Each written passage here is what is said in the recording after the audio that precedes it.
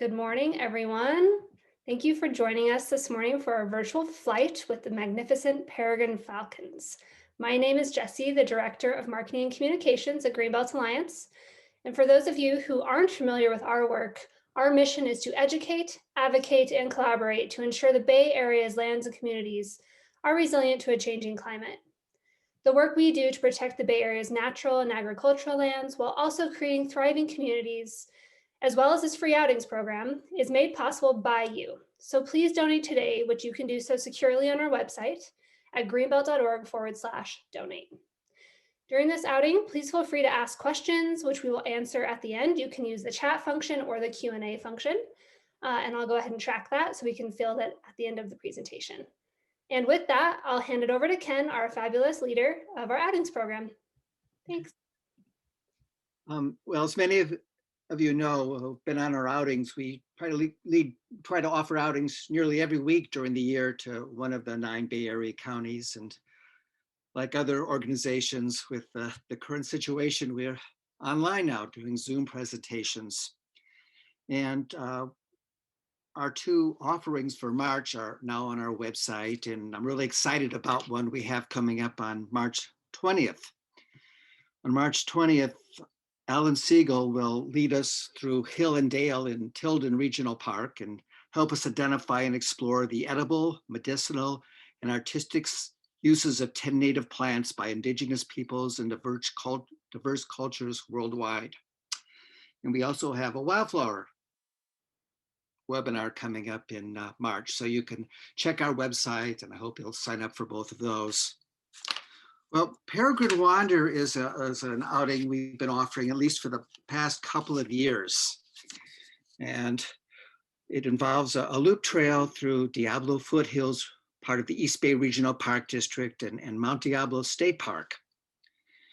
And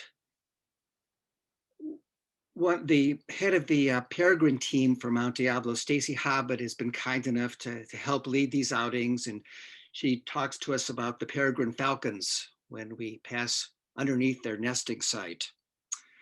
So today we're kind of going to duplicate our loop.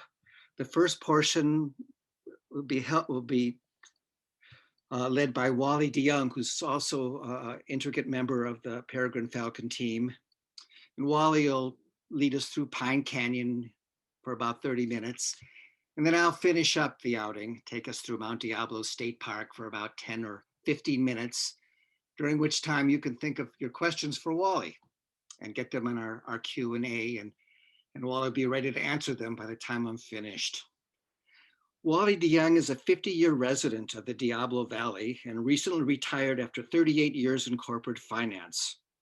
He's the outreach chair for the Mount Diablo Interpretive Association, a docent for Mount Diablo State Park, and as I said, a member of the Peregrine Team in Pine Canyon. His natural history photography and videography can be seen in segments of the recently released Audible Mount Diablo documentary, The Return of the Pine Canyon Peregrines. And with that, I'll throw it over to Wally. Thank you, Ken. Thank you, everyone. Good morning, Greenbelt Alliance and friends, hopefully lots of friends. So it's time to lace up those hiking boots and hit the trail. So let's just jump right in and do that.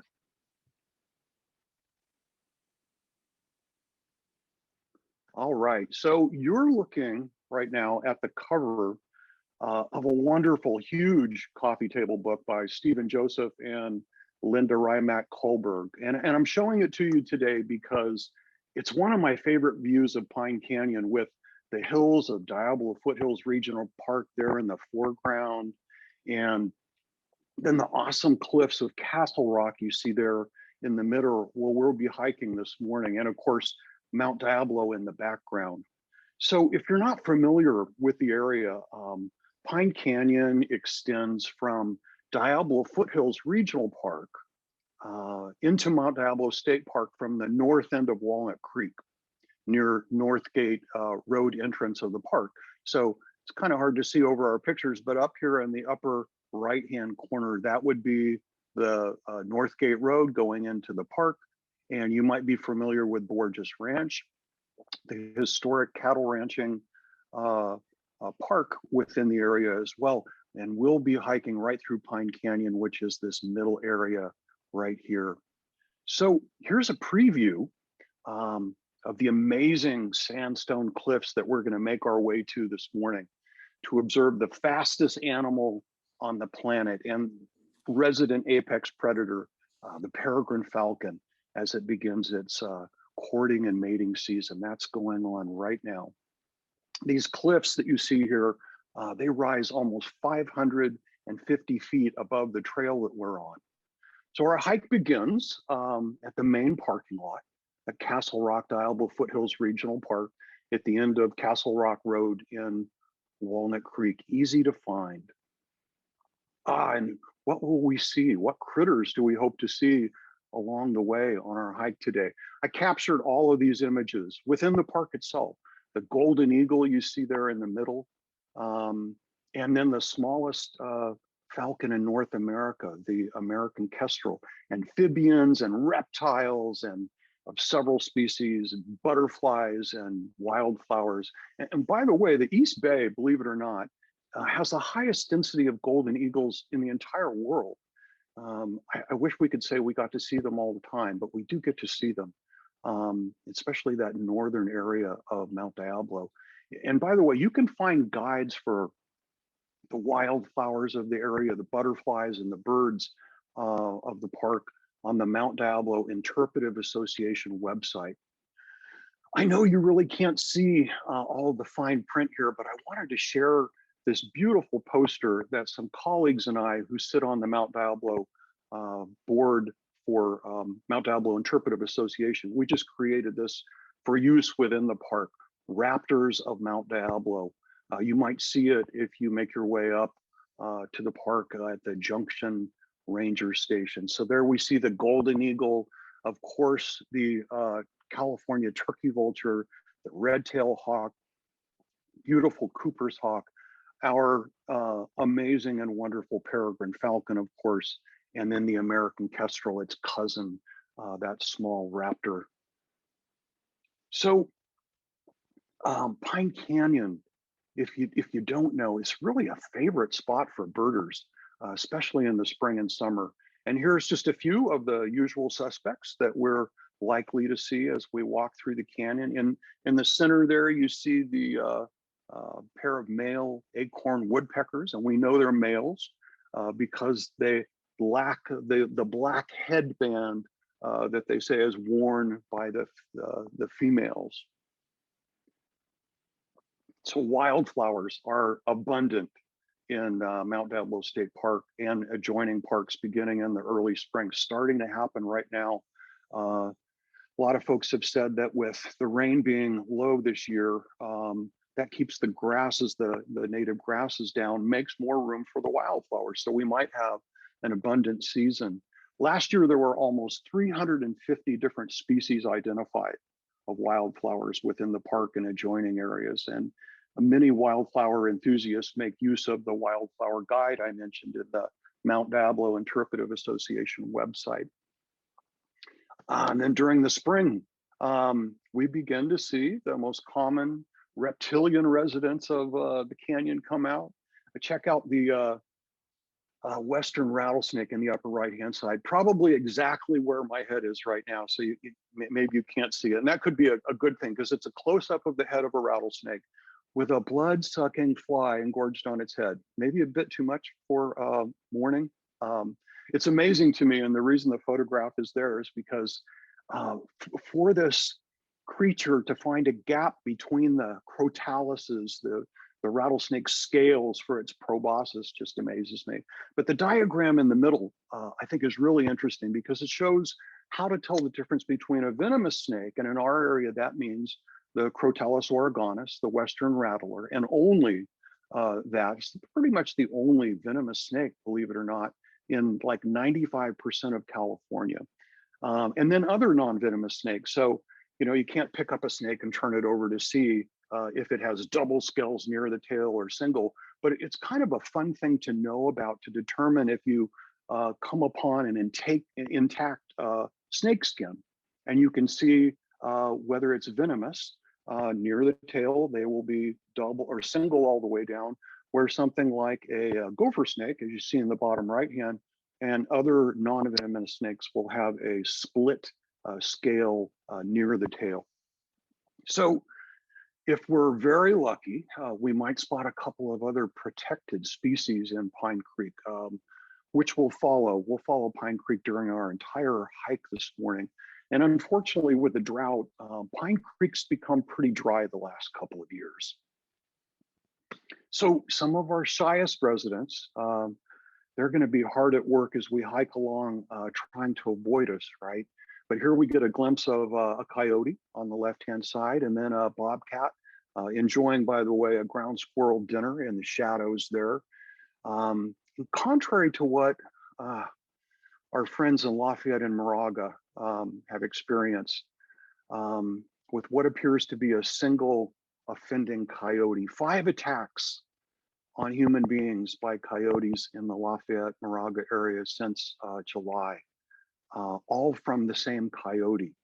A lot of discussion about what's causing that. Attacks on humans by coyotes are rare.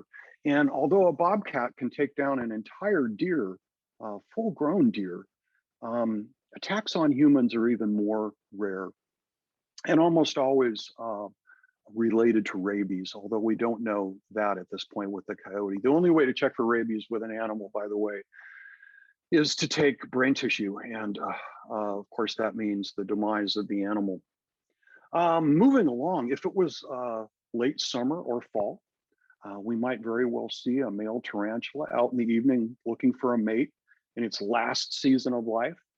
Males come out in about their 7th year, mate as much as they can until winter comes, because that's it for them. And here we see a male tarantula outside of a silken burrow of a female that I took just last fall in Mitchell Canyon, which is accessed from the Clayton side of Mount Diablo.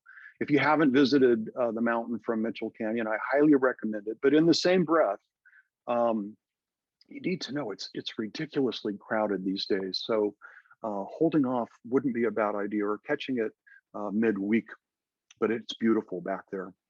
Here we come upon the first of several signs that educate us about the annual closure zone, which provides the cliffs we're about to see for the exclusive use of the peregrine falcon from February through July. Peregrines are very territorial creatures, and they need privacy to successfully reproduce. And we'll talk more about that as we approach those nesting sites. Here's a map of the closure zone, all marked off in red there. It's the entire cliff area of Castle Rock on the other side of Pine Creek. So the trail that we're on right now, Stage Road Trail, is in Diablo Foothills Regional Park. Just the other side of the creek is Mount Diablo State Park. And during the 6 months of the closure zone, which just started February 1st, so we're just getting into it here, trespassers pose a real threat to the peregrine's ability to successfully reproduce. And drones, as you see in this diagram, are always a potential threat year-round. So enter the Peregrine Team, founded by my dear friend and mentor, Stacy Hobbit. As we walk along Stage Road Trail, we're likely to see some of these folks. They educate the visitors about the peregrines and the closure zone, as well as talking about the natural history of the canyon. And here we see them during last year's training day. This year, obviously, we did it virtually, but in the bottom left-hand side, there is Stacy on the right, speaking to the new crop of Peregrine Team members. They really are an amazing and diverse group of people from varied backgrounds. And they share a love and passion for the peregrine and the beautiful cliffs that they call home, that we're about to walk up on. But before, we got to walk up Sulphur Hill on the left-hand side.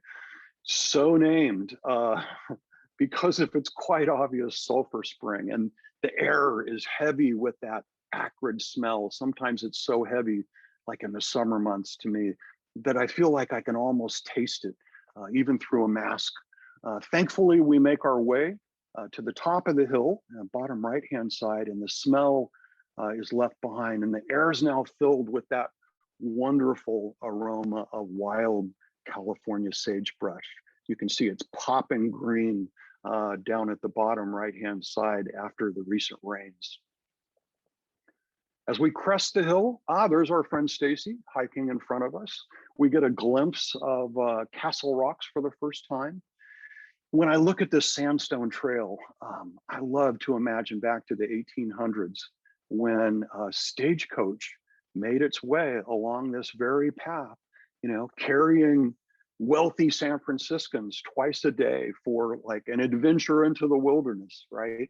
And they would go up and stay at Mountain House, which was a 16-room hotel near the summit of Mount Diablo, which burnt down in 1901. And the local lore has it that the ranchers burnt it down, that the ranchers burnt down the hotel to keep the city folks from tromping around their fields. I have no idea if it's true, but I love the story, so I really don't care. The Wind Caves. We've made it along Stage Road Trail to the Wind Caves. And this is like an almost required photo op stop for parents with kids that they feel compelled to crawl up in these cavities. And I like to think they're pretending to be little peregrine falcons. The Wind Caves, something of a misnomer, is these sandstone structures that really owe their existence to varying degrees of erosion on the glued sand particles. There's slightly acidic rain falls and through the atmosphere, picks up that acidity, seeps into the sandstone, obviously mostly during the winter months, slowly dissolves the cement that holds the grains of sand together. But then the summer heat comes out, it draws that moisture and the cement to the surface and develops this hard crust. But then rain and wind and just being out in the elements develops small holes in the crust, and that exposes more of that loosely cemented grains of sand, which erode over time, creating the caves. And thank goodness they do, because the critters just love them. We get our first glimpse of the peregrine falcons in the air as they near the cliff face. There's the fastest animal on the planet with speeds of almost 240 miles an hour as it folds into a stoop and dives towards its prey, other birds in midair. And the first thing we notice is the great difference in size from other raptors that are sharing the air with it, such as the huge and graceful California turkey vulture with wingspans well over 6 feet, compared to about half of that for the peregrine. You can see from the box at the bottom, which is an actual photograph that I happened to capture of a peregrine and a turkey vulture flying by one another. Really shows the size difference beautifully. So, you can't tell the story of the demise and return of the peregrine falcon without talking about the use of the insecticide DDT. Started use in the 1940s, and among other things, DDT, it found its way through the food chain, from insects to small birds, the primary food source of the peregrine falcon. And that chemical caused the peregrine's eggs to be thin and would often crack under the weight of the incubating parent. This almost single-handedly caused the demise of the peregrine falcon. They became extinct in the Bay Area with only 1 or 2 pair remaining in all of California by the time DDT was banned in 1972. But other non-bird eating falcons, they really thrived in this very location and other locations, such as the prairie falcon, the peregrine's, I guess you could say, cousin. And they took those very cliffs for their own. And in 1989, a group of citizen scientists, but led by naturalist, ecologist, biologists, they began swapping out the prairie falcon chicks in these cliffs we're about to see with peregrine chicks that were hatched in captivity, and it worked. And the prairie falcon parents began to successfully raise peregrine chicks. Amazing. Went on for about 4 years here in Pine Canyon, as well as other locations. And today the populations of the peregrine have been restored to pre-DDT levels, about 400 nesting pair in California, a great success story. Okay, we've made it to the cliffs. Amazing. And And these are the historic nesting sites of the peregrine we've been talking about. The Peregrine Team uses kind of illustrations like these with named locations that you can see on the map to communicate observations with one another, to report trespassers, graffiti, or other situations within the park. And you can see that those sandstone cliffs, the erosion we talked about, has created literally thousands of potential nesting sites for the peregrine to shop for as they look for a nest, or a scrape as it's called, in February and March. It's absolutely what's going on right now. I was there yesterday evening, and the male peregrine, known as the tiercel, who does a lot of the shopping and then shows the female, the falcon, around, he was frantically going from cavity to cavity, checking them out. I can't wait to look at my film from yesterday evening. And by the way, the nests are called scrapes because the peregrine don't build a nest like other birds with, twigs and sticks and grasses and things, but rather they scrape a shallow depression in the gravel or the rocks, and they lay their eggs directly on the stone surface. It's kind of a startling thing to see if you never have before, when you're used to seeing the traditional nests of birds, not so much with peregrine. So by late February, we hope to see a very bonded pair. And we certainly have so far this year. Fingers crossed, things are going very well. It's interesting that while the peregrine will mate for life, established pairs, they spend time each early season reestablishing their relationships. Something to learn there for all of us. They'll fly together, they'll chase off other raptors, they'll begin actively house hunting and settling on their chosen scrape or nest site. It may be last year's site, it may be an entirely different site. And then we know things are going well. Mating occurs several times a day, and it can be pretty noisy. And they certainly have been mating this year since early on in February. So again, we are very hopeful. This becomes a time where our observations as members of the Peregrine Team become even more important, especially as we hope to band chicks for the first time in the canyon, with partnership with the Santa Cruz Predatory Bird Research Group and, of course, Mount Diablo State Park. So the team's observations are summarized by Stacy using this form as our team lead, and provides it back to the Predatory Bird Research Group so that they can determine the right time for banding to occur. So this is kind of an exciting thing for all of us. And then hopefully our friend Zika Glucks from the group will bring in her team, and between the 21st and the 27th day after hatching, complete the banding. And banding, of course, would give us a lot of information we don't have today. We'll learn more about the behavior and the range of the peregrine falcons. So timing is critical to ensure the safety of the chicks. They have to be old enough to thermal regulate, to be able to handle that experience of being handled, but not so old that they're mobile enough to fluster and fall from the cliffs. 550 feet is a long way down. So it's based upon our observations as members of the Peregrine Team. And we know that hatching generally occurs about a month after hard incubation begins, when the parent peregrine, usually the female, the falcon, as she's known, is almost always on the nest, or the male is sitting on those eggs. So that's hard incubation. We should go back and talk a little bit about clutch size. 2 to 4 eggs spread out over a day apart. Then hard incubation begins until all the eggs have been laid, so that they'll hatch about the same time. Isn't that brilliant? And when hatching occurs, we're going to know it because the feeding frenzy begins. And that means that the parents are going to be in the sky above us, hunting other birds, the peregrine's primary food source.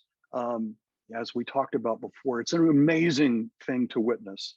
The Iases will double their weight in the first 6 days. They'll double their weight in 6 days. And at 3 weeks, they become 10 times their hatch weight. Just amazing. That's a lot of raw meat being eaten, right? And a lot of hunting for us to observe. All that said, their 1-year mortality rate ranges from 60 to 80%. Only about half become fledglings. And the fledging usually occurs about 6 weeks after hatching. So what's that mean? Here's a beautiful picture on the right of our Owen. She's probably all covered up with our pictures. Wish you could see her. This is our last fledgling from spring of 2019. She was one of 4 hatchlings. A couple of members of the Peregrine team actually witnessed and filmed a chick falling from the nest to its death. Tragic thing to see, you know, when you spend your time, so much time focusing on their well-being. But another stopped eating. We believe the last likely also fell, but you know, could have been predation from golden eagle or great horned owl, or disease could have been responsible. Last year, you'll notice we had 2 nesting pair and 2 complete nest failures. Wow. Peregrine, as I mentioned before, are extremely territorial animals, and that includes being territorial with other peregrines. Remember, they eat birds, right? So a second nesting pair last year created havoc for both of them. They battled over territory early on. They even battled over partners. And you add that to the park being literally overrun with high numbers of visitors and trespassers up into the closed area where our peregrines raise their young. It's no surprise, really, that both nests failed. This year, I'm happy to report that word seems to be out that there's a bunch of peregrine nerds with their eyes and scopes and cameras on the cliffs and cell phones in hand to report trespassers. And incidents seem to be declining. Fingers crossed. Very hopeful though.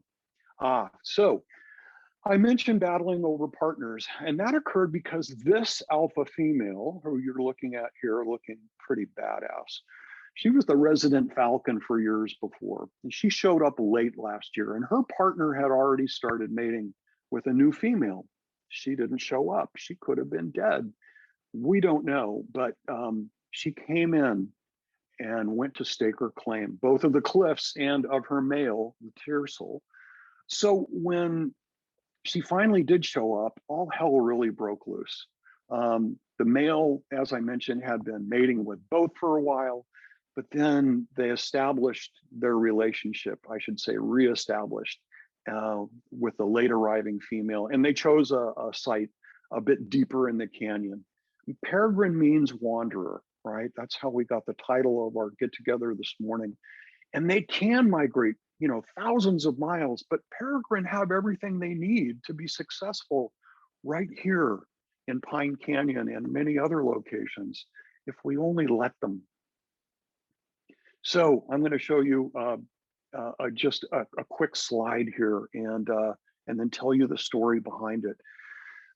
This video is unlikely to play very well for you, but it doesn't really matter. It shows the moments just after those two competing females dug their talons into each other in the air near the top of this cliff, and they plunged together, entwined with those sharp talons, screaming the entire time down into the chaparral below. The turkey vultures you see here immediately started circling above them. And this went on for 10 minutes with the screaming and circling until both flew out unscathed. So that's the kind of thing that can happen when we have competing pairs of peregrine too close to one another, and 3/4 of a mile turns out to be too close for comfort, we have learned, right? So we finally reached the end of Castle Rock Regional Park on Stage Road Trail. And here you see the gate going into Mount Diablo State Park, where the trail continues. You can take these trails all the way up to the top of the mountain, 3,849 feet. And here you see visitors on the bottom right-hand, kind of the humankind, as well as some seasonal grazers of the bovine species. Along this trail, and I did not take these two photographs, along this trail, it's not uncommon for us to receive word of mountain lion sightings. And while we know that the lions do call the mountain their home, the numerous Puma Project trail cameras have yet to pick up one in this region. But a few months ago, when I was on duty in the canyon, I had a mountain biker come up, tell me the story of his sighting. It just happened right back there. I walked in hopes of getting some kind of evidence that there was actually a cat in the area, scat, a paw print, hearing the calling, or even better, capturing a picture at a distance. My camera can reach way out. And as I walked along, I heard a loud call that it definitely sent a shiver up my spine. And I recorded the sound of the call as soon as I started hearing it. And when I got home, I was so excited. My wife and I listened to it. And I was sure it was a mountain lion after comparing it with other calls. But Doc Hale, our wonderful and resident lion expert, gently let me know, Wally, what you captured is a lovely sound of a gray fox. Let me just quickly play both for you so that you can hear the two. I have to play it here and kind of hold it up. It's a little bit screechy, so I apologize for that, but check it out.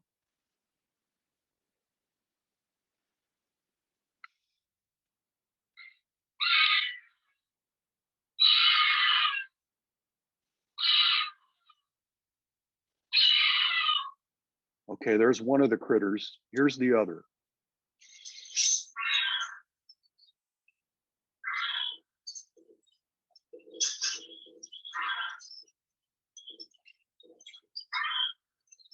Okay, there you have it. Let's do a quick poll. Let me turn everybody's cameras on real quick so I can see your hands. We can't do that. It's a webinar. Just kidding. You're all sitting there in your PJs and you're freaked out just a little bit, didn't you? So anyway, if you thought that the first sound was a mountain lion, you'd be correct. Pretty similar though. And we get back to I heard a mountain lion. Oftentimes what you saw is a bobcat with a longer tail than you expected, or you heard a gray fox. So pretty interesting. And lastly, if you're not already familiar with the wonderful Mount Diablo virtual tours that are known as Audible Mount Diablo, created by the extraordinary natural history producer, Joan Hamilton, who I am proud to call my friend these days, please check them out by searching Audible Mount Diablo or go to the links that are on the Mount Diablo Interpretive Association website. Joan just premiered a truly wonderful documentary on the return of the Pine Canyon Peregrines that I was lucky enough to play a small part in and help with some of the photography, which was such a wonderful experience. So we'll provide you with the link, 38 minutes long, highly recommend it. It goes into more detail about the history of the canyon, the peregrines' demise and return, both at the hands of us humans. So I think we're gonna hold off on questions until after Ken's portion of the hike. So I'll hand it back to you, Ken.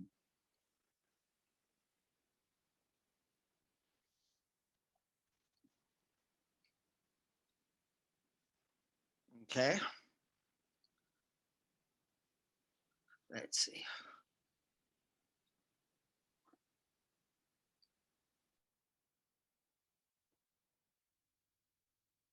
I'm working at it here. Wally and Jesse are very tech savvy, and I'm still pining for my flip phone.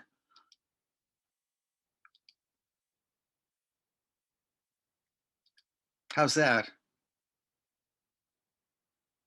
Got it? You got it, Ken. Don't stare at this map too long. You'll get a headache. But so while you think of your questions for Wally in 10 or 15 minutes, I'm going to finish up our virtual hike. So Wally's taking us down Pine Canyon here, and I'm going to complete the loop. Wally mentioned the old stage that used to travel up the Pine Canyon on this now on the stage route, and the he gave a real vivid description of that sulfur spring that's still there, but I'm reminded of one of the comments of someone that took the stage up in the 1870s. And that was a stop there at the sulfur spring. And she said, it smelled like the cleanings from Rip Van Winkle's gun barrel with some rotten eggs that came around the horn with the 49ers mixed in. So go there. So here's a picture at the boundary with Diablo foothills and the state park.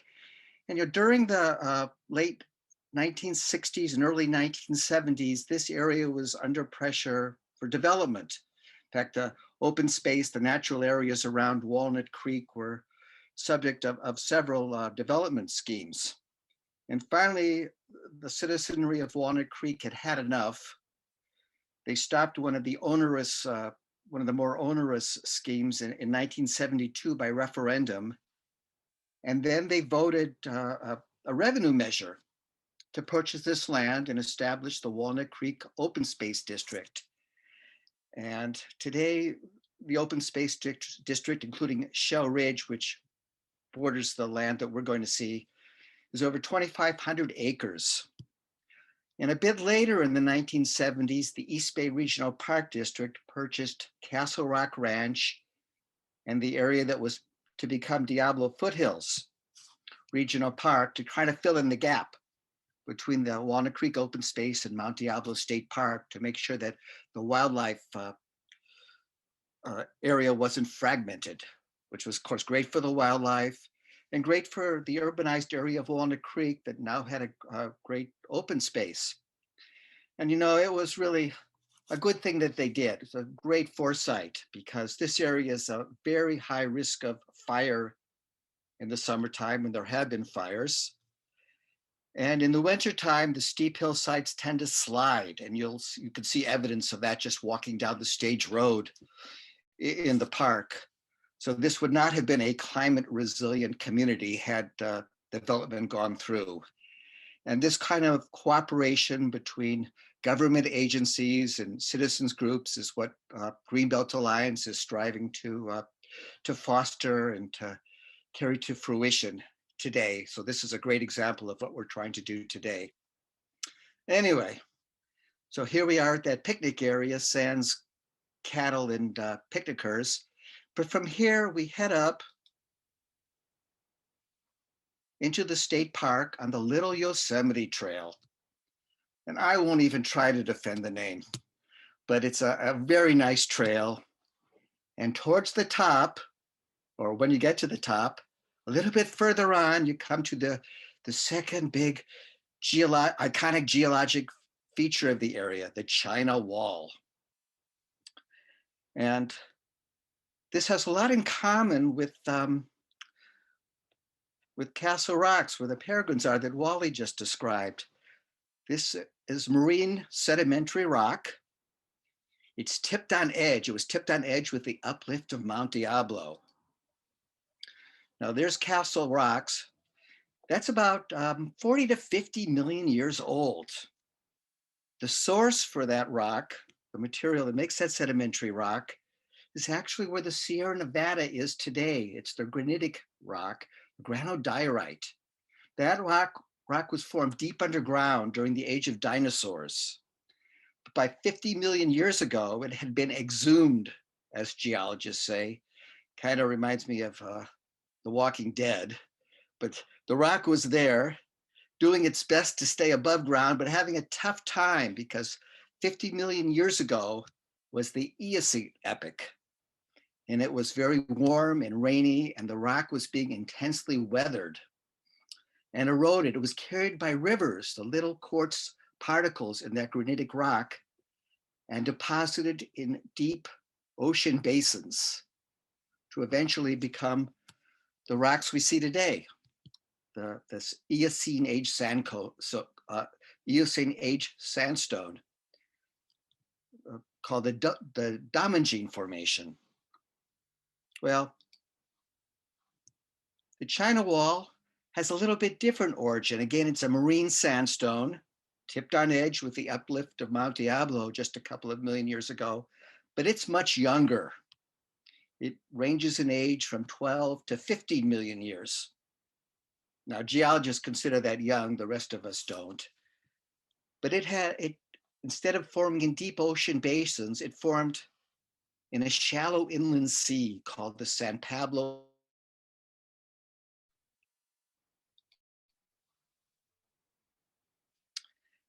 And again, it's a great place to take, for photographers to take pictures, and for artists to draw and to paint. And the nice thing about this rock is, well, you're not going to get arrested if you climb up. And it's not much climbing there. You can get up close and personal and take a look at the rock. Of course, getting an actual look at the rock surface itself is a bit of a challenge because there's so much vegetation growing on it, mostly lichen. And I can't resist here.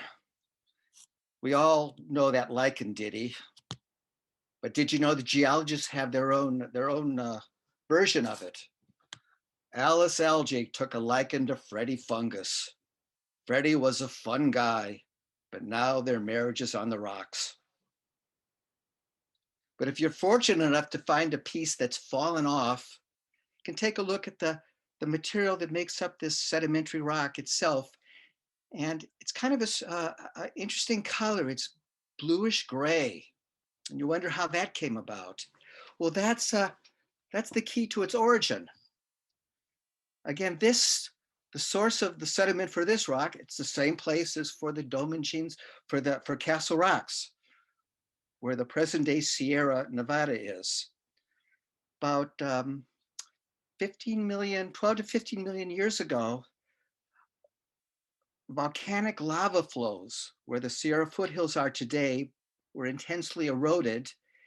And one of the minerals in that volcanic rock, called montmorillonite, was carried by rivers and deposited into the shallow inland sea to form this sandstone. It's called the Neroli Sandstone, about 12 million years old. So, 12 million years ago, rivers must have been flowing into that sea from the east. And as you walk around the park, well, here's the Neroli, but there's other rocks. This is after you've got a crick in your neck from watching the Peregrines so long. So now you're looking down at the ground. Some of the rock has these interesting little reddish orange pebbles in it. And if you remember, that should look familiar. If you remember from last month when we were at the Marin Headlands, that's chert. That's little pieces of radiolarian chert that were carried by rivers into the San Pablo embayment, the San Pablo Sea. It's called the Briones Formation. It's a little bit older than Neroli. The Neroli's 12 million years old. This is 15 million years old. But 15 million years ago, the rivers must have been flowing from the north, where the Franciscan rock was exposed. So you can kind of play a geologic Sherlock Holmes by looking to see what the sand looks like in the sedimentary rock. In some places, well, lots of fossil shells. Geologists call that shell hash. And that tells you that at least for a time where you were walking, all those millions of years ago, was shoreline.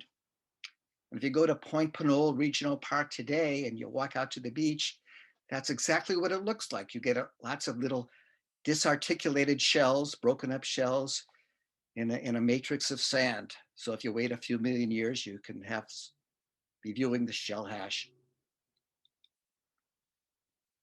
So on our walk, after we've seen the peregrine falcons and climbed Little Yosemite Trail and taken a look at the China Wall, we have lunch right next to the China Wall. And we get a view here, which is a little bit interesting. We call it a view through time. Here we are sitting at the China Wall in 12 million year old rocks. We can see Castle Rocks maybe a mile and a half away, 50 million years old. And then behind that, just another few miles away in the state park, there's Black Point with diabase, which is an igneous rock formed about 140 million years ago. So you're really looking back through time. So whenever you ride up an outing on Mount Diablo or a hike, you You got to put in the mileage and the elevation gain and loss, but you also want to put in the time travel because you get bonus points for that. And often circling above the China Wild, we don't have the peregrines, but we have, of course, turkey vultures that Wally already mentioned. That's a kettle of turkey vultures. And of course, they're kind of on the opposite end of sexiness from the peregrine falcons. Most people regard these guys as kind of gross, but not geologists, because they figured out something very important about the turkey vultures. So we all know that these guys are scavengers. They eat carrion. They got all excited in Wally's little video with the peregrines fighting, but generally something has to be long dead before they're interested in it. And they're able to ingest carrion with bacteria in it that would kill a person. They can tolerate huge amounts of E. coli and other nasty bacteria. In fact, they're able to shunt some of the worst of that bacteria from their stomach right into their small intestine to help them dissolve some of the carrion they're eating. So they make use of the bacteria that was already on the meat for digestion. But the most interesting thing about the turkey vulture is the way it finds its food. Now, most raptors have a great eyesight and great hearing, but they're kind of lacking in a sense of smell. There's just not enough brain power left for that. And it was always assumed that turkey vultures found their food by visual means. Well, go back about 90 years into the 1930s, and a group of geologists working for the Union Oil Company were on assignment here in California. And they were doing some exploratory work, but they were also told to sniff around. They were supposed to see if they could detect any leaks in natural gas pipelines that were buried underground. Now, natural gas has no odor at all, so it's infused with ethyl mercaptan, which smells like rotting meat. That's so you can smell a gas leak in your house and not get asphyxiated. There's that rotting meat smell. So that's what these geologists were looking for, or sniffing for. They were sniffing for the rotting meat smell. And finally, they realized every time they had detected that smell and a subsequent leak of an underground natural gas pipeline, there had always been turkey vultures circling above. And they correctly deduced that the turkey vultures were sniffing that rotting meat smell. What a discovery. And of course, it made the geologist's job a lot easier. They just looked for the turkey vultures. Unfortunately, the ornithologists didn't believe them. They said, oh, no, that's not right. Even if they're not seeing the carrion they're interested in, they're sniffing it.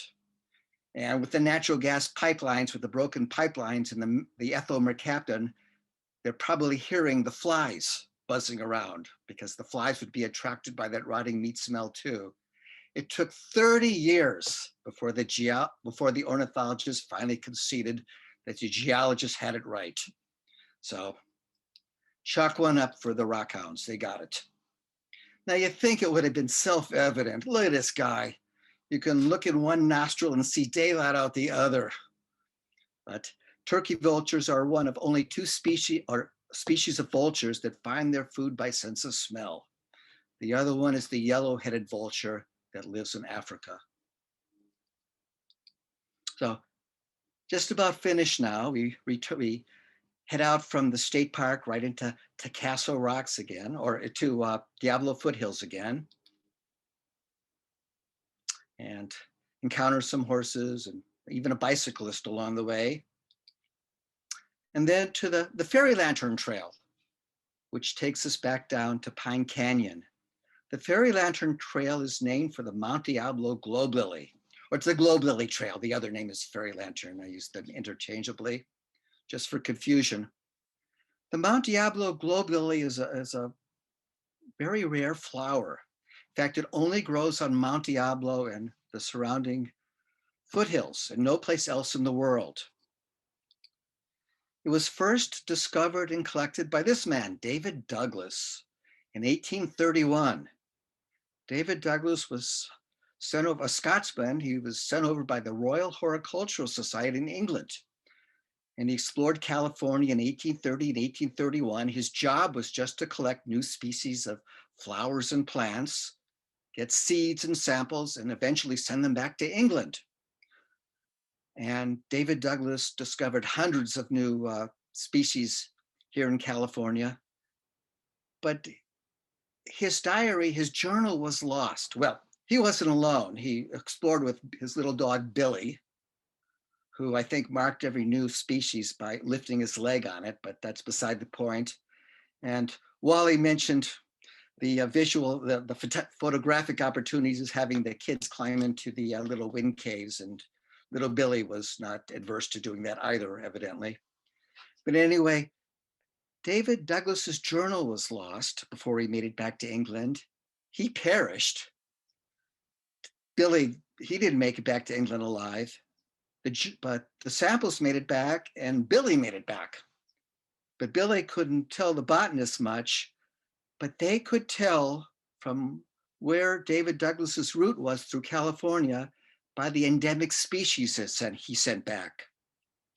And one of those, of course, was the Mount Diablo globulus, which grows only on Mount Diablo. So they know that David Douglas must have visited Mount Diablo. Anyway, I had to throw in I have a cute cattle picture too. They got friendly cattle at the regional park here. David Douglas might have a different opinion, but I'll tell that story in a couple of weeks. Anyway, as we ride off back into the sunset, this picture you might recognize is here are the East Bay Hills, the Oakland Hills, and that's Round Top in Sibley Regional Park. Well, now, hopefully you've all got your questions ready for Wally. And I will throw it back to Jesse.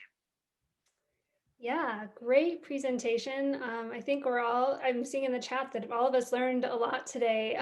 So thank you, Ken and Wally, for the really fascinating information. It looks like we have quite a few questions. So we'll go over as many as we can, and we can go over time for those of you who want to stay longer and hear the answers. This one's for Wally. John said, wow, how can I get trained as a falconer or become a volunteer? Great question. You can certainly get in touch with me, and I would be happy to kind of have a conversation with you about that. It's interesting that we have, I wouldn't say that the Peregrine team has hit critical mass, because we're always happy to have new folks join us. But certainly our recruiting efforts have slowed down a bit, in that we have a good number of folks now that have joined the team. But that said, I know we've got 2 new folks that are being trained. We train in the field more than any other way, by going on hikes with new folks and then providing literature as well. But we do most of our learning, of course, in the field. So I would say very simply, get in touch with me. We can have a conversation and take it from there. Thanks, Wally. And yeah, I'll just mention really quick, because I'm seeing a few questions come in. We will be sharing a link to the recording of this webinar later today, and that will be shared via email. So in that email, we'll include other resources, and if Wally is willing, I'll include his email address. Great. So, okay, next question is from Melina.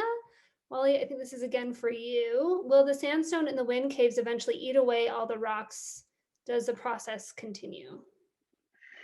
Well, it's probably a better question for Ken. My quick answer would be that most of the cement is gone that we talked about, that the acid combining with the glue that holds the sandstone together, and it built that crust on the outside. Most of that surface is gone. So erosion is absolutely going to continue. How many millions of years it will take until all of the caves have become just one big blob. I have no idea. So Ken, you should opine on that one. That's why, John, it's geologic time. Don't worry, they're not going to disappear during our collective lifetimes. And remember, they were doing fine until Mount Diablo uplifted 2 million years ago. So don't lose any sleep over it. Okay, and then Gary asked, how do you get a peregrine falcon banded? Well, the banding is done, as I mentioned before, by the Santa Cruz Predatory Bird Research Group, who these folks do this for a living. I mean, they are all about being able to increase information and preservation of lots of different raptors, and their focus has been, as it relates to their work with us, on the peregrines. So what they will do is actually rappel down into the scrape or the nest site. That assumes, of course, that whatever site these critters choose this year is one that they can get to. And that's yet to be seen because they're still house hunting. And so in theory, we hope that they'll choose a site that can be easily accessed by rappelling down ropes, doing their work very quickly and safely, and then continuing down and let the rope drop, etc. But okay, this one's kind of related from an anonymous attendee. I've seen other raptors with bands on their legs but cannot really read the letters or numbers. How do you get their information once a falcon is banded?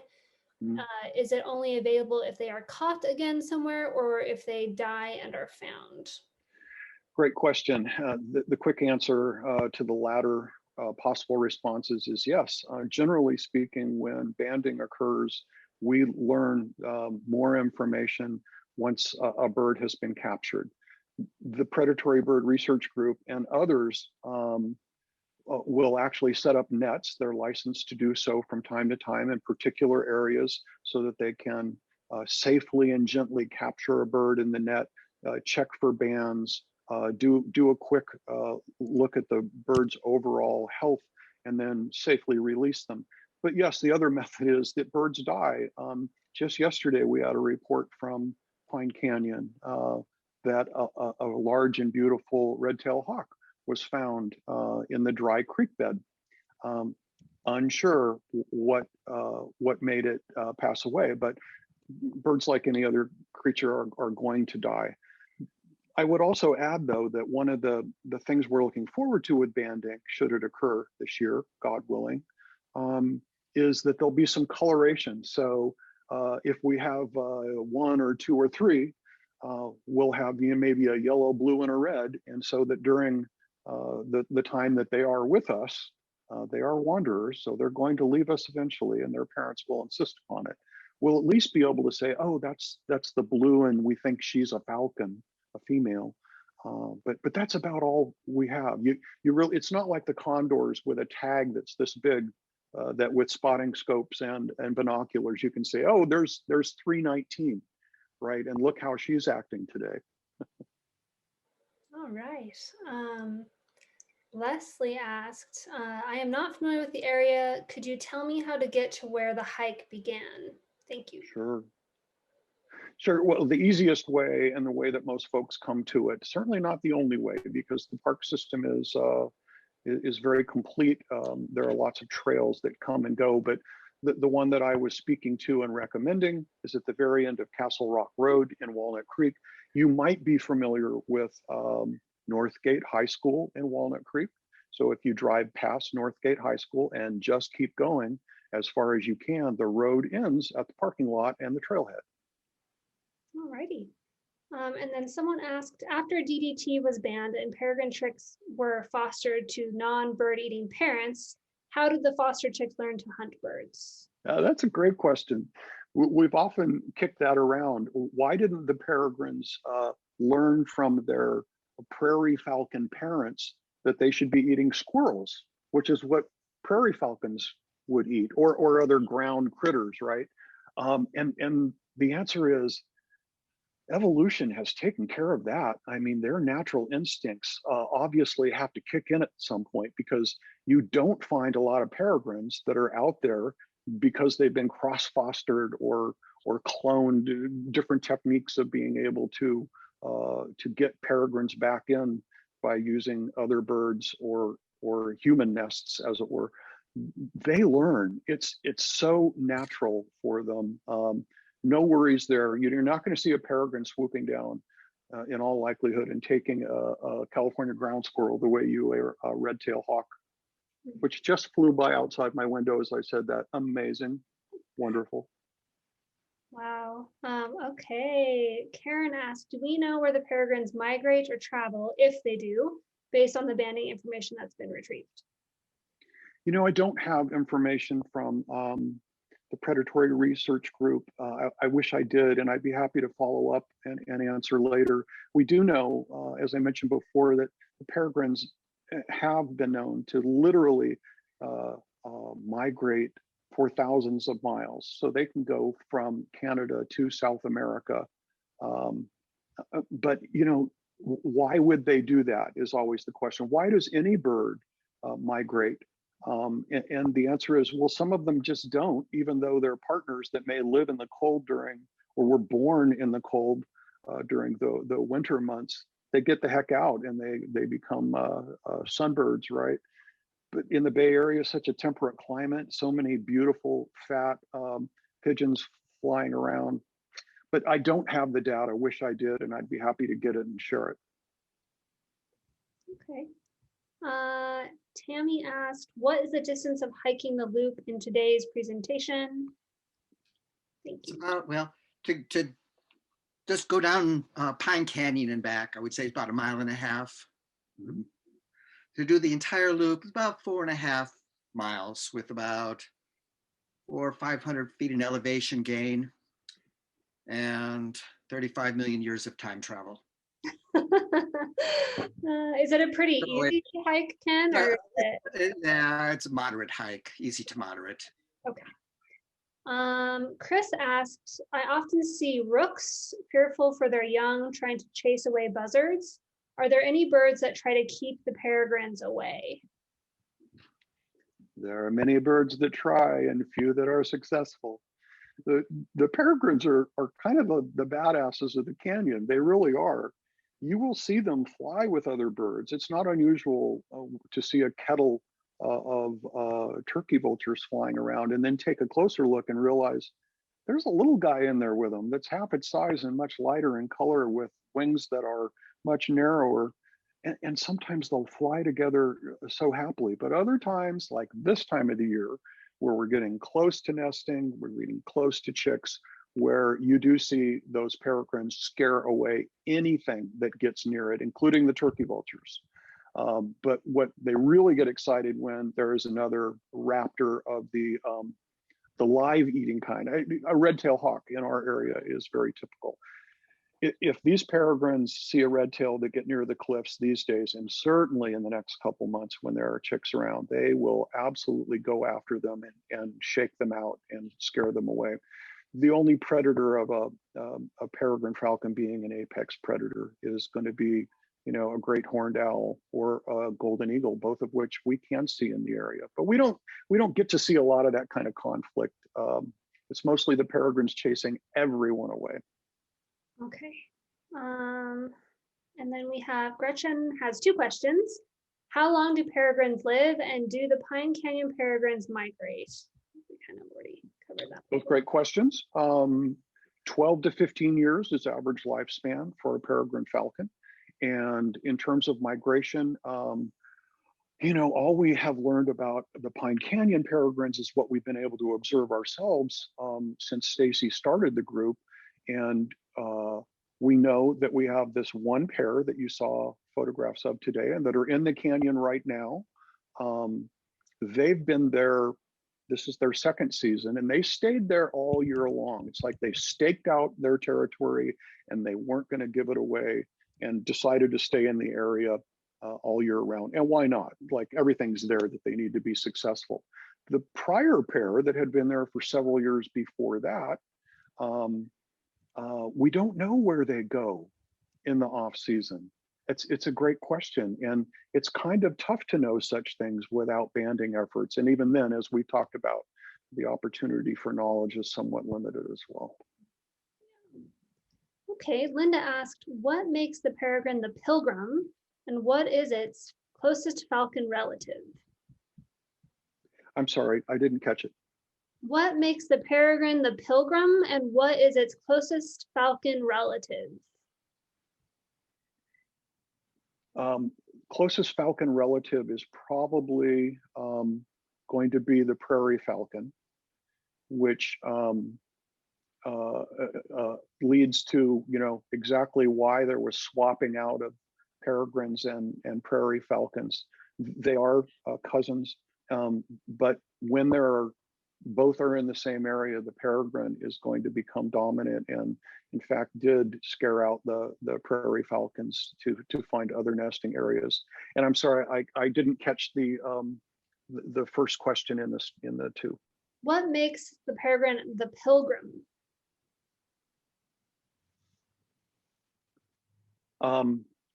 Not sure I understand.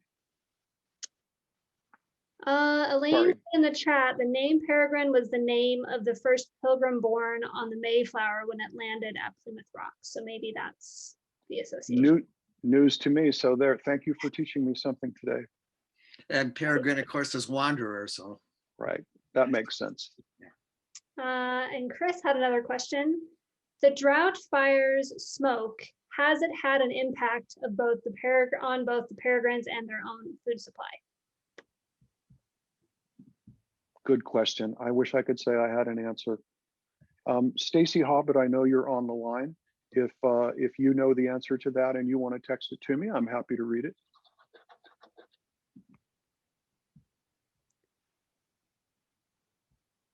And Stacy, if you're online and you want to raise your hand, I can unmute you to answer that. We'll give it just a few seconds. We can move on. Okay. Anastasia, okay, we do have a few hands raised, but okay. Kay said, this is not quite in your neighborhood, but I heard that there are peregrines that nest in the skyscrapers of Los Angeles. Is that still the case? Oh, absolutely. And I should have mentioned, peregrines are incredibly adaptable. So here we talk about how sensitive they are, and it's true. If you have trespassers tromping around those hills, you end up with no babies. However, the campanile on the Berkeley campus has known to have nesting peregrine pair year after year after year, very successful. I can almost remember their names. They actually name them, and then they name the babies, and they make it a big deal. Also, the Bay Bridge has been known to be a nesting site of peregrine falcons with all of that commotion going on.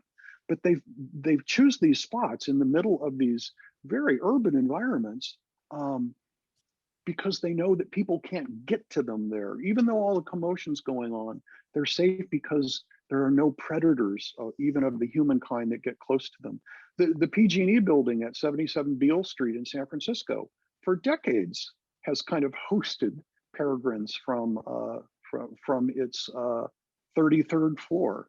So they're very adaptable, and throughout North America and the world, peregrines are doing great in their comeback. In every continent except for Antarctica, they're thriving today. Cool. I mean, going back to that earlier question on do the drought, fires, and smoke have an impact on peregrines and their own food supply? It looks like Anastasia can answer that, and so that's Stacy. Okay, that's Stacy. So I am going to unmute, and Stacy can hopefully chime in here. Anastasia. She tells me she's speaking to Randall, her husband. Who's a geologist. Who is a geologist. And it all Stacy ties together. It all ties together. Stacy, are you able to? Yeah, it's the first time she's ever been speechless. Ooh. Ouch, Stacy.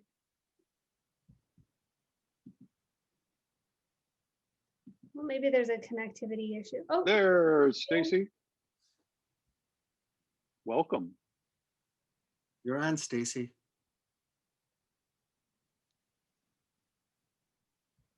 Talk about putting my dear friend on the spot. Sorry about that.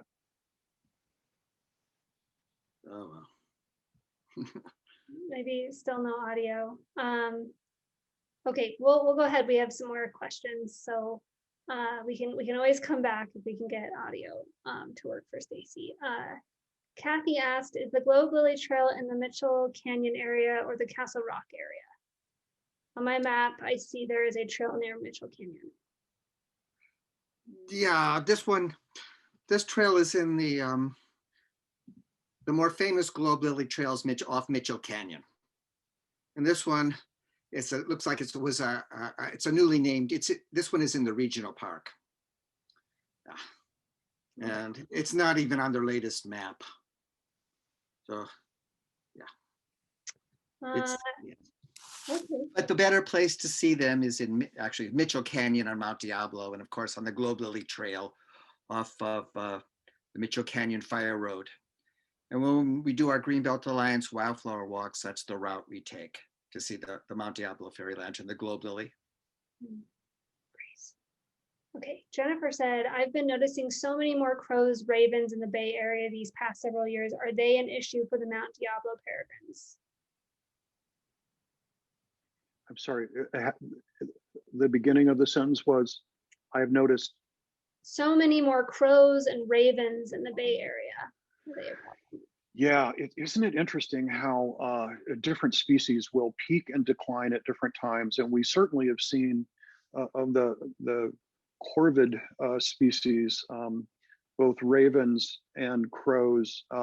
I would say, to me, even the jays that are part of their family have all kind of spiked in recent years. Not unusual, and they don't really compete with one another. You know, the ravens and crows are very opportunistic. They'll eat pretty much anything. We don't see a lot of combat between ravens and crows and other raptors. So I would say I think it's had a minimal impact, but boy, the populations really have surged. It's really true. Okay. And Ken Sue, I think, might be calling you out a little bit. She said, why is Billy the dog a color photo? Yeah, that's my dog, Maverick. Billy became famous. So we'll talk about how David Douglas died. The only one that really knows is Billy. He wasn't talking. But he was a little terrier that David Douglas, his first trip was to the Pacific Northwest in 1828. And he was very lonely and miserable. And when he returned to North America and California, he was a lot happier. He liked the wine and the senoritas, and he found Billy, who traveled all over with him. And when Billy got back to England, he became a celebrity. He became the 19th century version of Lassie. Wow. David Douglas is buried on the big island in Hawaii, but Billy made it back alive and became famous for his time. But he was a terrier. Okay. Y said, thanks for great stories and inspiring pictures. Are there any nature guides for the rocks that would have the history and formation of those rocks like mentioned? I could track the Mount Diablo Interpretive Association website. There's a big section on geology. So yeah, and I'll share that link in the follow-up email, so look for that. Okay, and I think last question here. I live in New York City. Hi, Deborah. And I'm thrilled we've been seeing a pair of peregrines the past 2 years. Twice my husband and I have seen one peregrine flying quickly past at about our 15th floor level, creating panicky flight of pigeons from their usual perches on building elements. Followed several seconds later by a second peregrine flying the same path several stories higher. We surmised that the first was flushing pigeons for the second to descend upon. Would that be likely? Wow, that's interesting.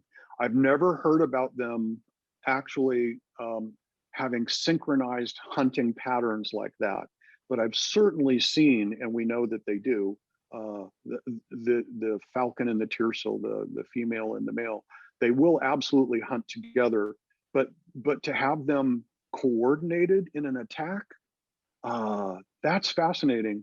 I've never read about it, but I certainly will after this. That's a great story. Alrighty, yeah, and I think that wraps up our questions. So just one last reminder for those of you who stayed on with us that we will be sending a follow-up email later today. It will have a link to the recording of this webinar, as well as links to other resources. So please keep an eye out for that. And if you don't get that email, please check your spam folder first and foremost. And if you still don't get it for whatever reason, sometimes that happens, you can check our website for the recording. We have past events posted on our website for that. So yeah, that will wrap things up for us today. And we look forward to hopefully seeing most of you at our next webinar in March. Thanks so much, everyone. Thanks.